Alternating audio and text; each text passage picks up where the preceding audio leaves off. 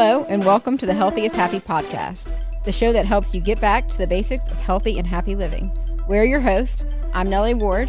And I'm Jennifer Maha. This podcast is the passion project of two friends who believe that healthy living is happy living. Always look for the good in others, never stop believing in the power of positivity, and think a little hard work goes a long way. To us, healthy living is simply a commitment to making daily choices that keep us on a healthy trajectory, both physically and mentally. We believe it's a lifelong journey, not a destination, and we like to be your co-host along this journey. Buckle up and stay hydrated. It's going to be an epic adventure. Hi, everyone, and welcome to another episode of the Healthy is Happy podcast. Co-host Jennifer and Nellie! Today's topic is grit and how to live purposefully, right? Yeah. So one of the things that we like to focus on in this podcast is how to live healthy lives that are happy. And some of that involves just your physical health, but some of it involves like your mental health, right? And these two things are a lot of it. Yeah, a lot of it, right? And these two things we think go hand in hand and work together. So today's topic is just basically how to live purposefully in the things that you do and how to persevere. Yeah. So, I mean, grit, you know, the common definition for grit is having passion and perseverance for a long-term goal. So just working towards that every day. How do you find that? And I think, you know, both of us have been endurance athletes, right? And so having goals like that help you, I think, find purpose because the benefit of having a purpose is when you're doing anything, really, sometimes it gets overwhelming or gets boring or you just start to wonder, like, why am I doing this? I think that sometimes while I'm cooking dinner, like, this is really boring. Why am I doing this? And then I realize, oh, the purpose here is to feed myself and my children. And so then you could just struggle through. But with anything in life, you know, you sometimes have to take a moment and you're like, what am I doing this for or why? And I think, again, going back to having passion leads you to like a purpose. Like, well, this is the goal of why I'm doing this, whether it's a short goal or a long-term goal. And I think it can be applied to very different avenues of your life. Yeah. So to start this conversation, I'm going to ask Nellie some questions, and then maybe we'll just do a Q&A. I don't know. We're just spitballing. I feel like I should ask you the questions. It seems much more like a you topic than a me topic. Well, I would say a great question is like in the past, you know, 5 years. Like, can you give us like 2 or 3 examples of things where it really that you were doing, whether it's professionally, personally, however, where it really helped to have a purpose that you were sort of aiming towards? Oh yeah. For sure. I mean, that, you know, there's selfishly one of them was Ironman training, which is, you know, that is kind of where you're just kind of, it's your own personal goal. And so it's more about you getting up every day and doing this thing that you want to do every day. And that is kind of one for me was because you woke up every day with this big goal that was like, I want to get here. I want to get to this point. I'll say that I had, I think, some perseverance and grit. I had a few, living life purposefully was a few years ago when I was dealing with all of these. I've been diagnosed with celiacs, and it was a long time before I got diagnosed. And it was kind of every day was kind of like why am I doing this again? Why am I doing this again? And it was like, okay, well, the purpose is to figure it out so that I can feel better, so that, you know, and that's kind of where I kind of started down this nutrition path. And I think nutrition and healthy living has become a huge passion of mine. And looking back, it's like, okay, all those things that I did not want to do. And every time that I, you know, all those medical tests and yada, yada, that I was like, what's the point? Looking back, I'm like, wow, it kind of shaped the route my life was going to go. Yeah. So that's one. I guess that's 2. And then, you know, I try to, I don't know, I think living life purposefully, I really care about others. So I try to do my best every day to do something good that makes someone else's life better. That's a great goal. And that is something that I think for living purposefully, I think I know that the most common mistake for people with living purposefully is thinking that it's based off of achievements or wealth or social status. And it's not. It's about what makes your heart happy and what you do better for the world. And I always feel better.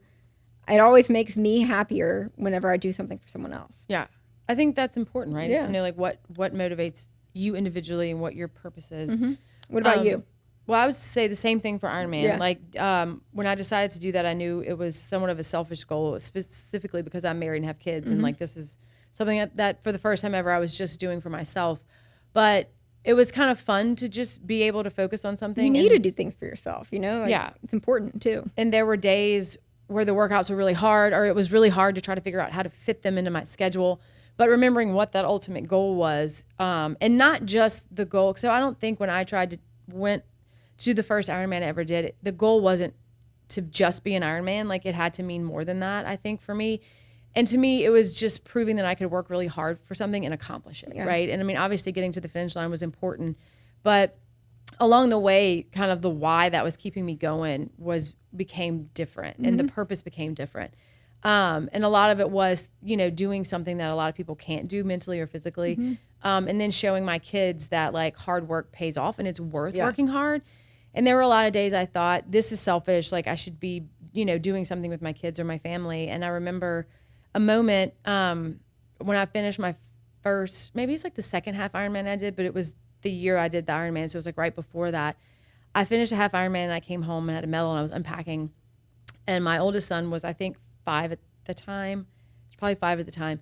And he took my medal and I asked him what he was doing with it. And he asked me if he could take it to school with him. And I was like, okay, but like, what are you doing with it at school?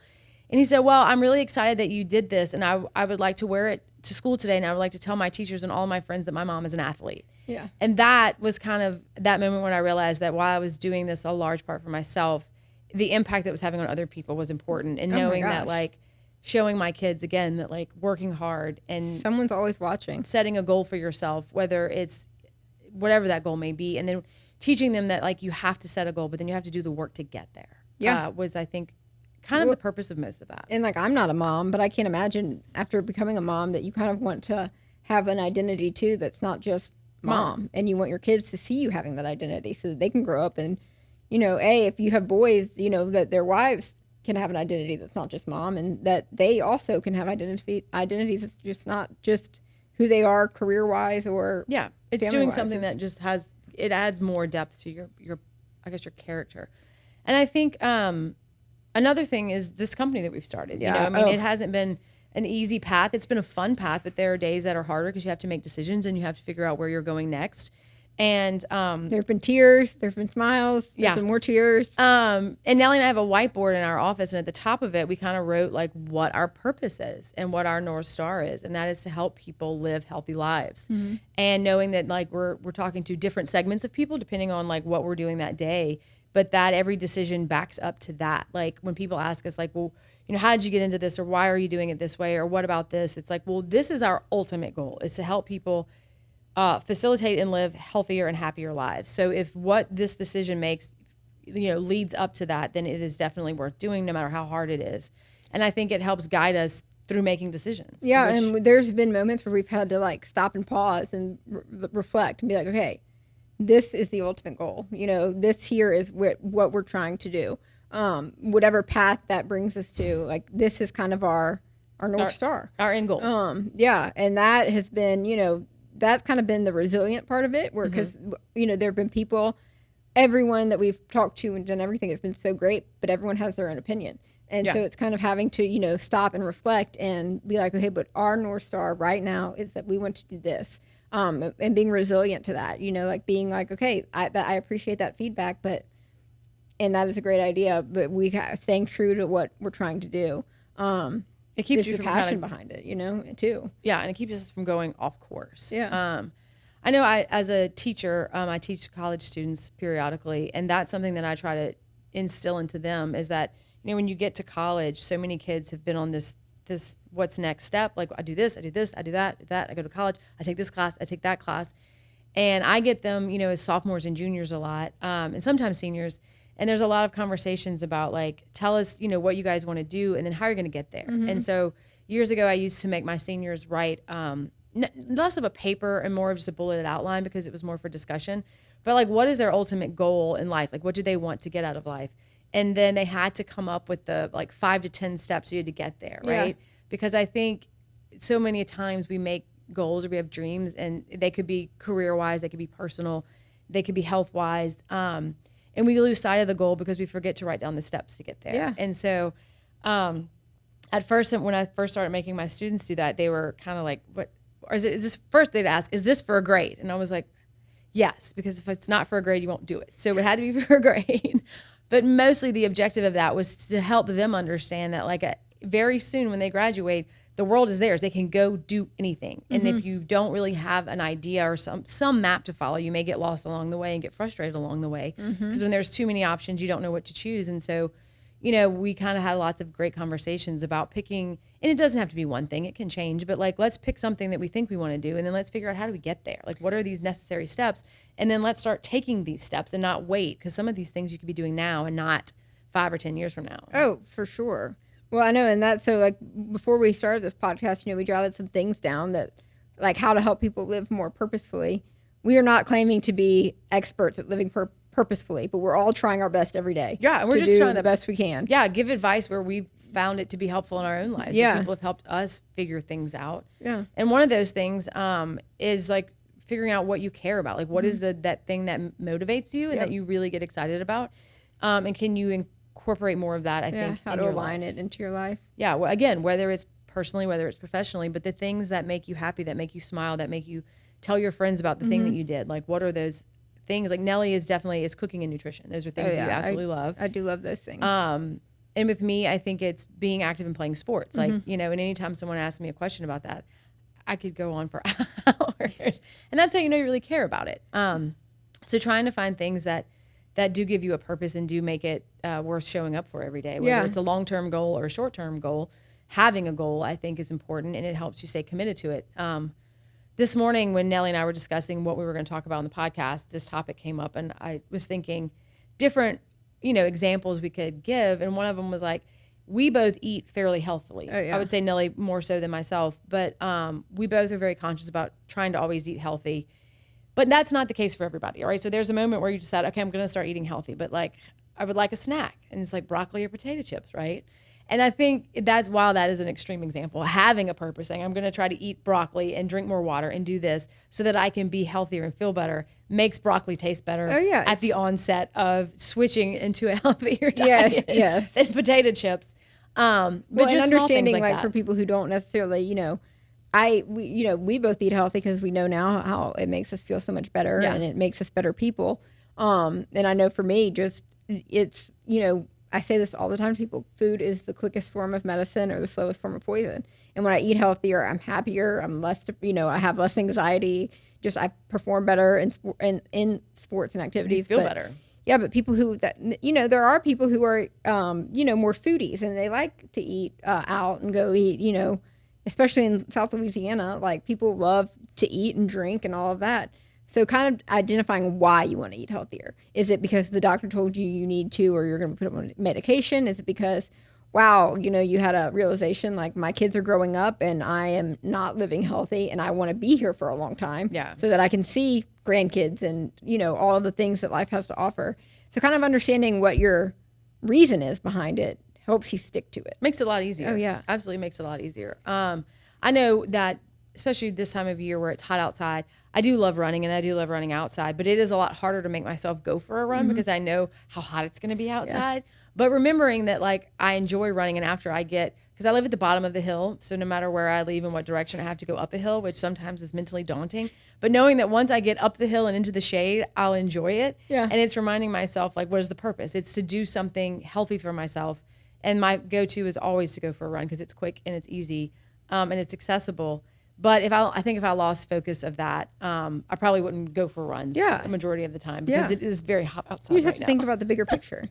I think another one is trusting yourself. This is one that I am particularly bad at, but knowing that trusting your gut with the decisions that you make, whether it's about work, about social life, about anything, just like if something feels off or something feels wrong, trust yourself to not do it. Or if something feels like, I need to make this jump in my life and like your gut instinct is to do it, then trust yourself. Like having that trust and like knowing what's the right decision to make for you and for the people around you is huge. Is very important.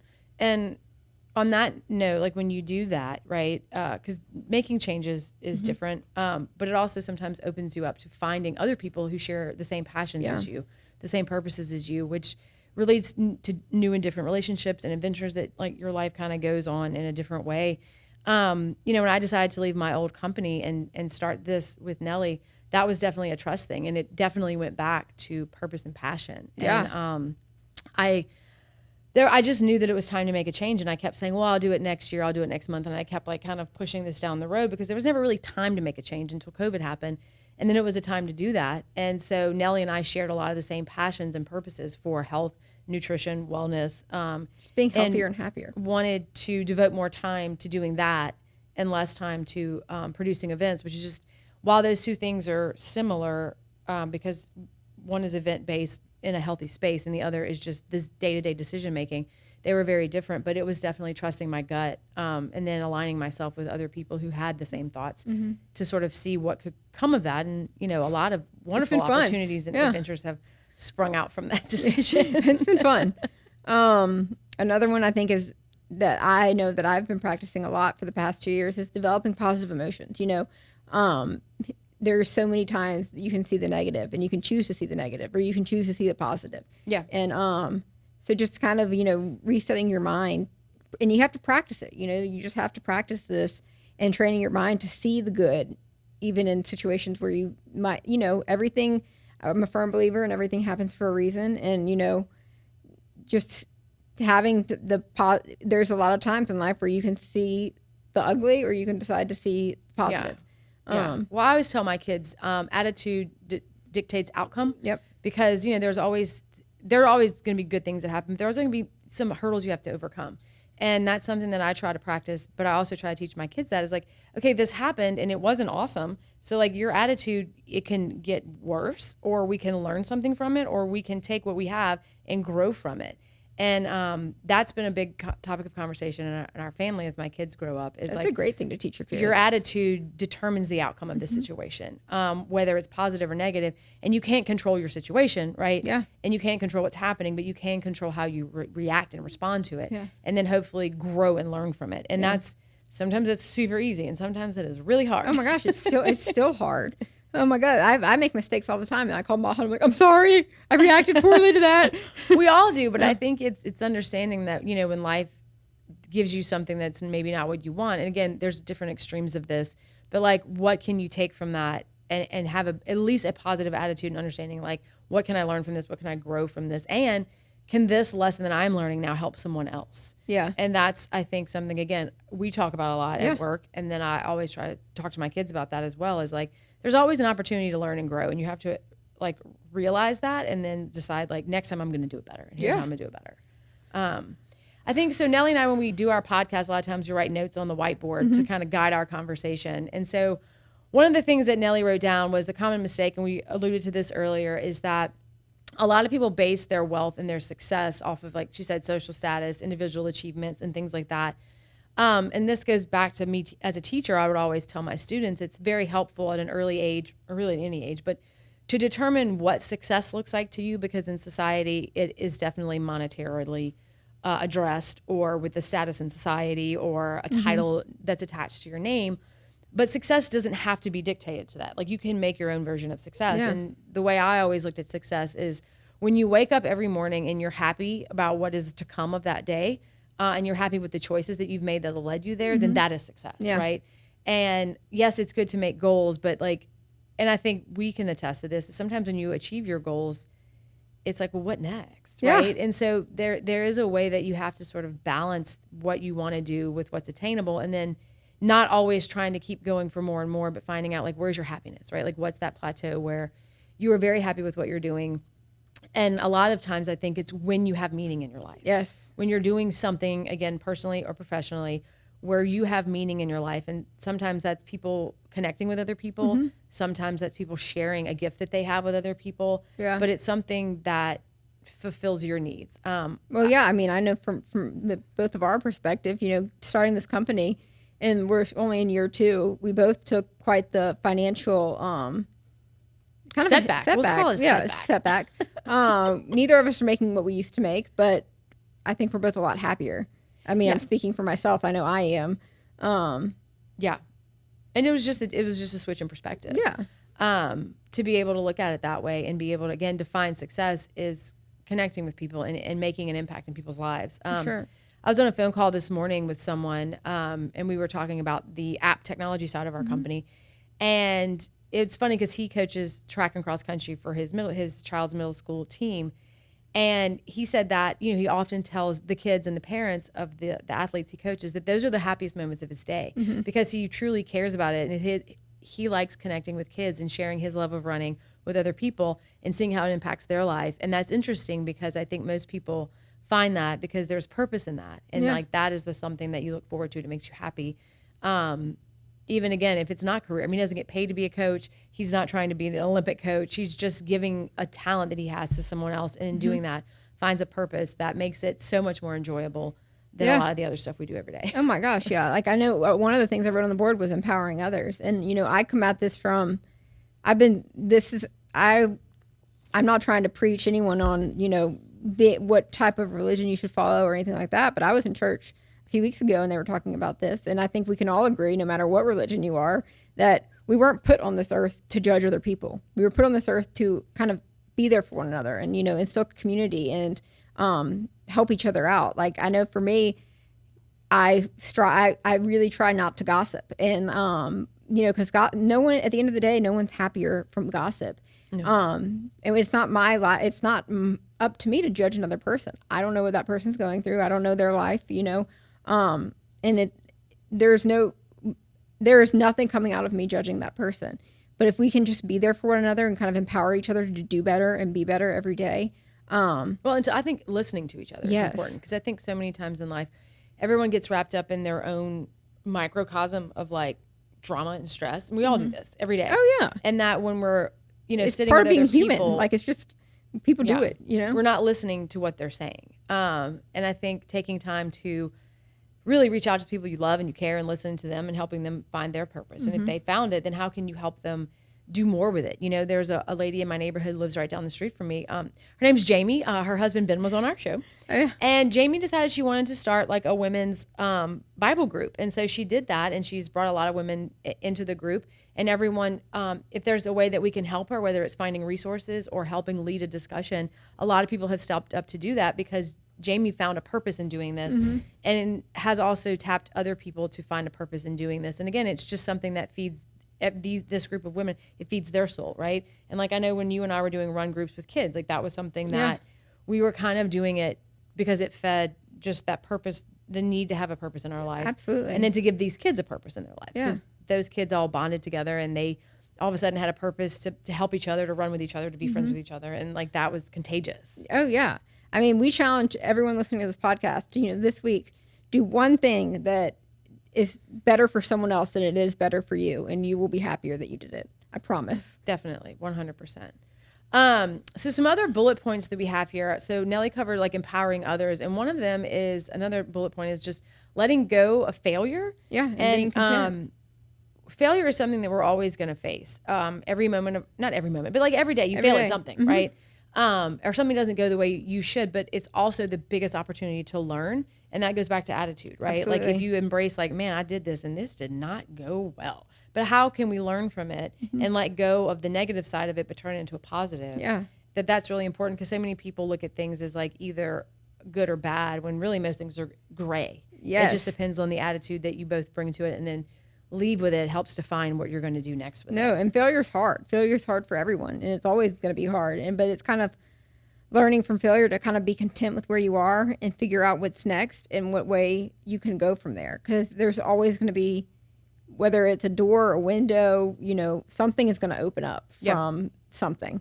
You're never in a stagnant position. Yeah. So just trying to figure out which way to go, and maybe at the end of the day, the failure led to the biggest success. Yeah. I think that's probably most cases, right? Yeah. When you try something and it doesn't go well, then you find something else. But it was, if you hadn't gone through that, or you hadn't failed at this one thing, whatever it is, it would go somewhere else, And I often joke a lot about cooking. I'm not a terrible cook. I'm also not a great cook, right? So I always say that no one's ever starved to death at my house. All of our basic eats recipes that Maha does, they're great. So follow basic they're eats. not often repeatable because I don't keep track of what I'm doing. I know. Because I'll tell Nellie often, I made this. Well, how'd you make it? I don't know. We can't use that because I have no idea. I kept going, and it.